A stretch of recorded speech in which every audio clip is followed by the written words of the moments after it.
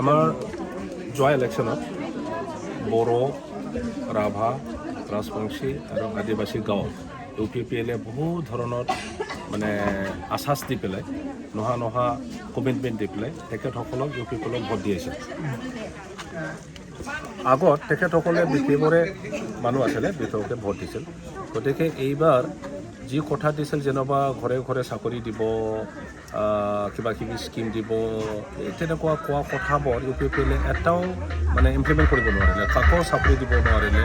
আৰু যি PMAY BPF দলে বনাই থোৱা সেই PMAY ঘৰখন এখনো এতিয়াও 3 বছৰৰ এখনো কমপ্লিট কৰি নিদিলে।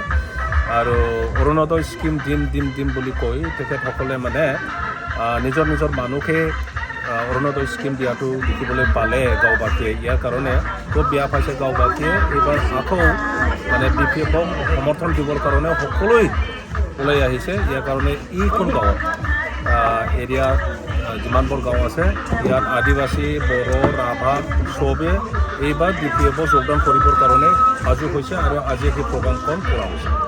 কিমান মানুহ হ'ব মই একজাক্টলি এতিয়া ক'ব নোৱাৰোঁ কিমান মানুহ হ'ব, এতিয়ালৈকে আৰম্ভ হোৱা নাই প্ৰগ্ৰাম। আৰু তো দেখা গৈছে যে ইতিমধ্যে এটা অভিযোগ আহিছে স্যাৰ, যে আগৰ BPFৰ টাইমত যিমান কাম হৈছিল স্যাৰ চবৰে বিল ৰখাই দিছে এই মানে বৰ্তমানৰ প্ৰমোদ বড়ো চৰকাৰে। এইটো স্যাৰ কেনেকুৱা কি স্থিতিত যাব স্যাৰ? এইটোতো আপোনালোকেও মানে বিচাৰ কৰিব লাগে, ৰাইজক কৈ দিব লাগে আপোনালোকৰ মিডিয়াৰ দ্বাৰা। যিকোনো গভৰ্ণমেণ্টটো হ'ল কণ্টিনিউৱাছ প্ৰচেছ। ধৰি লওক BTCৰ কথাটো বাদ দিওঁ, অসম চৰকাৰ এতিয়াৰ চিফ মিনিষ্টাৰ হেমন্ত বিশ্ব শৰ্মা, ইয়াৰ আগত আমাৰ সোণোৱাল চিফ মিনিষ্টাৰ আছিলে। সোণোৱালৰ দিনত যি লাইবিলিটিছ হাজাৰ কোটি এই পইচাটো হেমন্ত বিশ্ব শৰ্মাই দিব লগা হ'ব, নহ'লে কামটো কেনেকৈ আগবাঢ়িব? কোনো এটা ফিনান্সিয়েল বাজেটৰ পইচাটো এই ফিনান্সিয়েল বাজেটত শেষ কৰিব নোৱাৰে। কামবোৰ এটা দলং বনাবলৈ হ'লে ইঞ্জিনিয়াৰসকলে 48 মান্থছৰ সময় দি দিয়ে, আৰু এটা ফাইনেন্সিয়েল ইয়াৰৰ সময়টো কিমান? 12 মান্থছ। গতিকে 48 মান্থছ মানে 3 বছৰ। এটা দলং আধৰুৱা হৈ থাকিল। এটা ফাইনেন্সিয়েল BPFৰ দিনত যি দলং বনাইছিলে সেইটো BPFৰ দিনত নোৱাৰিলে। গতিকে সেই দলংটো যদি কমপ্লিট হ'ব লাগে, এতিয়া প্ৰমোদ বড়োৱে পইচা দিব লাগিব। সেইটোকে যদি নিদিয়ে বুলি কয়, এই কামবোৰ কেনেকৈ আগবাঢ়িব? নতুন তেখেতসকলে যিটো কাম কৰিব UPPLে, নেক্সট ইলেকশ্যনত UPPLে হাৰিব, BPF ইয়াত আকৌ শাসনত আহিব। তেতিয়া আমিও যদি কওঁ যে প্ৰমোদ বড়োৰ দিনত যিটো কাম শেষ নহ'ল বা পইচা দিব লগা আছে আমি নিদিওঁ বুলি কয়, তেতিয়াহ'লে বহুত কামটো আধৰুৱা হৈ থাকিব। এইখিনি বুজিব লাগিছিল তেখেতসকলে। Government is a continuous process and any successive government তেখেতসকলে সেই বহনটো কৰিবই লাগিব। এই মুহূৰ্তত ৰাইজক কি বাৰ্তা দিব বিচাৰে?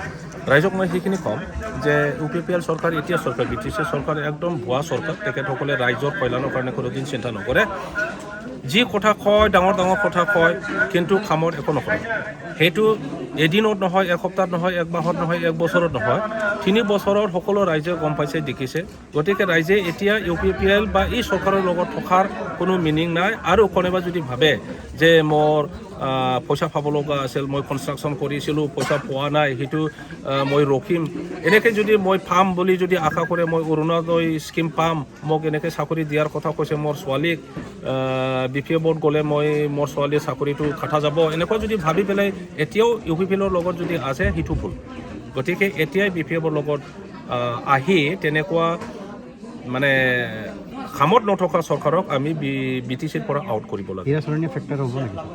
এৰাচৰণীয়া বড়ো অনাবড়ো এটা কি লৈ পেলাই ৰাজনীতি কৰিছিল। এতিয়া মানুহবিলাকে বুজিছে কোনো এটা জাতিক এৰি পেলাই, কোনো এটা জাতিক আইচলেট কৰি পেলাই ধ্বংস কৰাৰ চেষ্টা লৈ পেলাই তেনেকুৱা ৰাজনীতি নচলে, বা আমি যেই নাথাকোঁ। আজি যদি অনা ৰাজবংশী ৰাজনীতি কৰে সেইটো ভুল। আজি যদি অনা মুছলিম ৰাজবংশী কৰে, অনা নেপালী ৰাজবংশী এই ৰাজনীতি যদি কৰে, সেইটো কেনেকৈ হ'ব? আমি BTCৰ যিমানবোৰ জাতিগোষ্ঠী আছে, ধৰ্মাৱলম্বী আছে, ভাষা ভাষী আছে, একেলগে থাকিব লাগিব। আমি কৈছোঁ আমাৰ শান্তি লাগে, একতা লাগে আৰু উন্নতি লাগে। যদি একেলগে নাথাকোঁ, তেনেকুৱা যদি অনা ৰাভা, অনা ৰাজবংশী তেনেকুৱা যদি ৰাজনীতি কৰে, তেতিয়াহ'লে ইয়াত একতা কেনেকৈ আহিব? একতা নাহিব। আৰু যেতিয়া একতা নাহে, ইয়াত উন্নয়নমূলক কাম কেনেকৈ হ'ব? গতিকে এইবাৰ এৰাচৰণীয়াৰ সেই ৰাজনীতিটো BTCত নাইকিয়া কৰিব। যিসকলে তেখেতক ভোট দিছিল তেখেতসকলে উপলব্ধি কৰিছে সেইটো নহয়, ইয়াৰ কাৰণে সিহঁতে চব BPFত যোগদান কৰিছে।